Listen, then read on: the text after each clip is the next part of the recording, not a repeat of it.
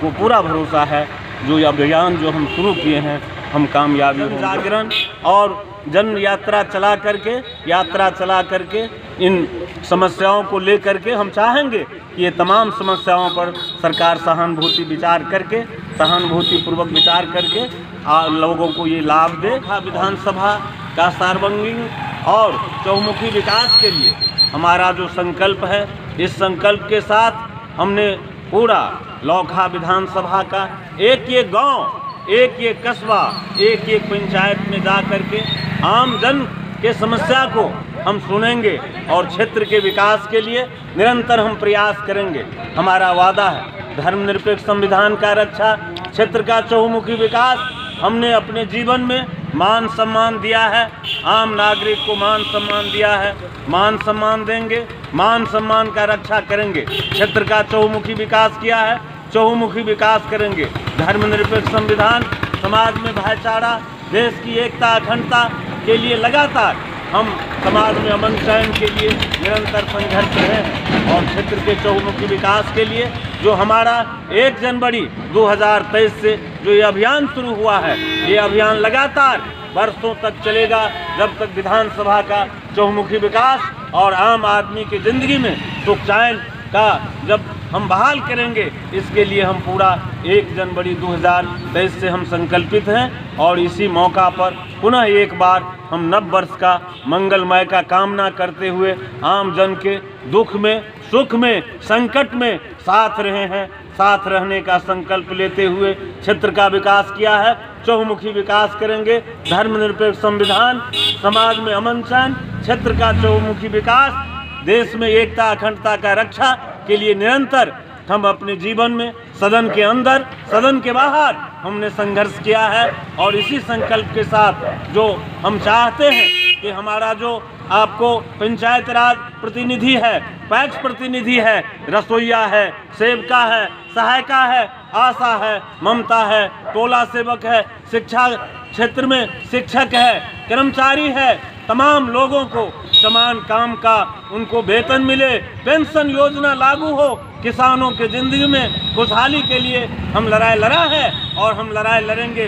किसानों का जो लाभकारी मूल्य आज नहीं मिल रहा है, हमने कहा है कि खेती में लागत के हिसाब से 2500 रुपया धान का और 3000 गेहूं का न्यूनतम समर्थन मूल्य निर्धारित करके किसानों से धान और गेहूं को क्रय केंद्र के माध्यम से खरीद किया जाए। हमने कहा है कि शिक्षक लगातार देश में लड़ाई लड़ रहे हैं, बिहार में लड़ाई लड़ रहे हैं, समाज के समान काम के समान वेतन के लिए लड़ाई लड़ते हैं। हमने कहा है कि पिछले दिन एक शिक्षक को आपने देखा किस तरह से मार करके पटना के सड़क पर पीठी का खाल उधेड़ दिया। हम लोगों ने इस सवाल को लेकर के भी बिहार में बयान जारी करते हुए हमने संघर्ष लड़ा है और शिक्षक के सवाल पर समान काम के समान वेतन के साथ हम चाहते हैं शिक्षक को राजकर्मी का दर्जा मिले।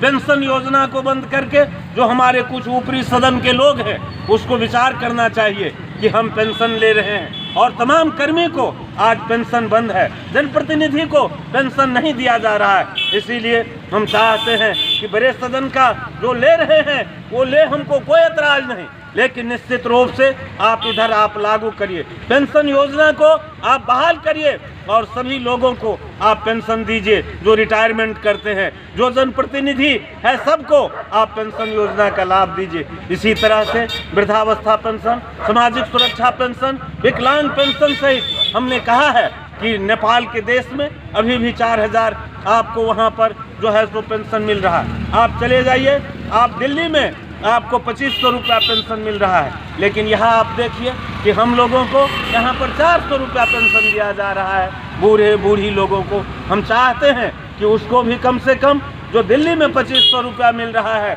या 3000 मिल रहा है, यहाँ भी बिहार में आपको कम से कम 5000 रुपया वृद्धावस्था पेंशन, सामाजिक सुरक्षा पेंशन लोगों को मिले। किसान सम्मान योजना में ये 3 महीना 4 महीना पर ये 2000 रुपया मिलता है। हमारा कहना साफ है कि निश्चित रूप से ये जो किसानों के साथ देश, किसान भारत एक कृषि प्रधान देश है, लेकिन आज किसानों का जो हालात है, इसीलिए हमने कहा है कि जो किसानों को 5000 रुपया महीना जो किसान सम्मान योजना है उस राशि को बढ़ा करके 5000 रुपया किया जाए और प्रत्येक महीना किसानों को सम्मान योजना के तहत 5,000 रुपया का राशि भुगतान किया जाए। हमने कहा है आए दिन रोड पर काफ़ी दुर्घटना घट रहा है। आप देखें NH-57 पर रोज़ घटना घट रही है, दुर्घटना हो रहा है। हम कहा है कि बलान पुल नरहैया से लेकर के नरहैया, नबटोली, भोतहा, झिटकी होते हुए पांची, खरक नदी तक, सीमा तक दोनों तरफ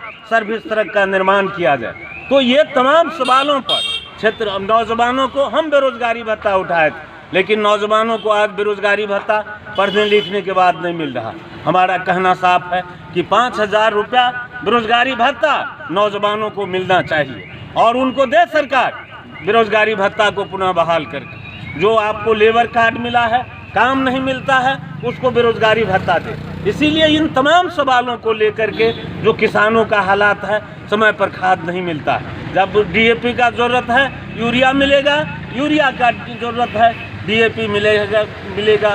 कृषि यंत्र लोगों को समय पर नहीं मिलता है। हम कहा है कि खाद, बीज, कीटनाशक दवा किसानों को ससमय उपलब्ध कराया जाए। किसानों को लाभकारी मूल्य दे करके कम से कम 2500 रुपया में जो महंगाई बढ़ा है उस हिसाब से किसानों का धान खरीद कराया जाए। व्यावसायिक लोगों को आज असुरक्षित महसूस कर रहा है, इसीलिए हमने कहा है कि पूरा सुरक्षा कानून व्यवस्था को पूरा चुस्त दुरुस्त करके सभी नागरिक को जो है सो सुरक्षा प्रदान किया जाए। ये जो तमाम सवाल है, इन तमाम सवालों पर हमने कहा है कि 1 जनवरी 23 से लौकहा विधानसभा के चहुमुखी विकास के साथ इन तमाम समस्याओं को लेकर के, और हम कहा है कि साथ ही साथ हम कहा है कि जो आपको एडवोकेट है, जो आपको सरकारी सेवा में नहीं है, जो किसान है, मजदूर है, ऐसे सभी लोगों को 5,000 का मुफ्त बीमा लोगों को मिले हमारे देश में। आज जो रोड टैक्स आप देख रहे हैं, बेतहाशा रोड टैक्स, ये ट्रक जाता है 500 से 1,000 रुपया लगता है। आप गाड़ी से जाइए 100 से 200 रुपया आपको रोड टैक्स लगता है। हम कहा है कि हम लोगों के पैसा से वो सड़क बनी है, इसीलिए रोड टैक्स ठीक है आप लेते हैं, लेकिन एक सम्मानजनक तरीका से वो बेतहाशा वृद्धि नहीं करके आप लीजिए 10 रुपया, 20 रुपया, 50 रुपया लीजिए। ये 1100 रुपया जो आज टोल लिया जाता है। तो ये जो तमाम सवाल है, इन तमाम सवालों को जोड़ करके हम समाज के अंदर में एक मजबूत जन यात्रा शुरू किए हैं, जन अभियान, और इसको लगातार चला करके आप शिक्षा क्षेत्र में देख लीजिए। आज शिक्षा क्षेत्र में आप कॉलेज में जो विद्यार्थी एडमिशन के लिए जाते हैं, ऑनलाइन हो गया है। विद्यार्थी पढ़ना चाहता है, अच्छा कॉलेज में एडमिशन नहीं होता है। जब पढ़ने लिखने विद्यार्थी का एडमिशन नहीं हो रहा है, ये कौन कंडीशन आ गया? जो विद्यार्थी पढ़ रहा है, पढ़ना चाहता है कॉलेज में, हाई स्कूल में, उसको आप नामांकन में सुविधा प्रदान करिए। हमने कहा है कि सरकारी क्षेत्र में, अर्ध सरकारी क्षेत्र में जो रिक्त पद अभी लाखों रिक्त पद है, उस पर नौजवानों को बहाल करिए। और शिक्षा क्षेत्र में जो आपको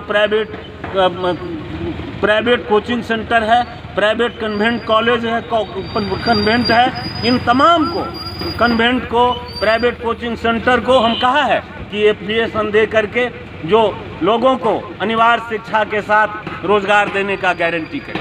तो ये जो तमाम जो चीज़ को जोड़ करके आज आप देख रहे हैं कि जनप्रतिनिधि से लेकर के जो पैक्स जनप्रतिनिधि, नगर पालिका, नगर परिषद के जो जनप्रतिनिधि है, आशा है, सेविका है, सहायिका है, आशा, ममता, टोला सेवक, रोजगार सेवक, तालीम मरकज से लेकर के जो आपको ऑपरेटर है, डाटा ऑपरेटर है, सभी लोगों को, किसी को 1,000-2,000 दे करके, आशा को, सेविका, सहायिका को 1,000-2,000 रुपया दे करके ये पूरा उनके साथ जो है सो मजाक किया जा रहा है। हम कहे हैं कि तमाम जनप्रतिनिधि से लेके सरकारी सेवक जो जिसको आप बहाल किए हैं, ऐसे सभी लोगों को, जो ठेका मजदूर है, सबको आप जो है तो निश्चित रूप से सम्मानजनक वेतन दीजिए, पेंशन योजना को लागू करिए।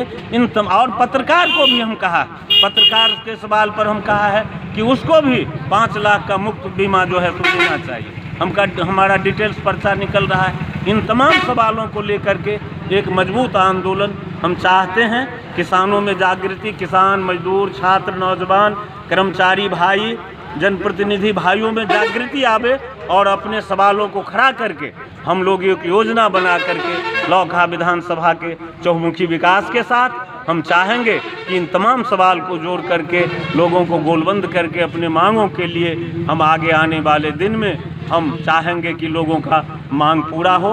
इन्हीं आशा के साथ पुनः एक बार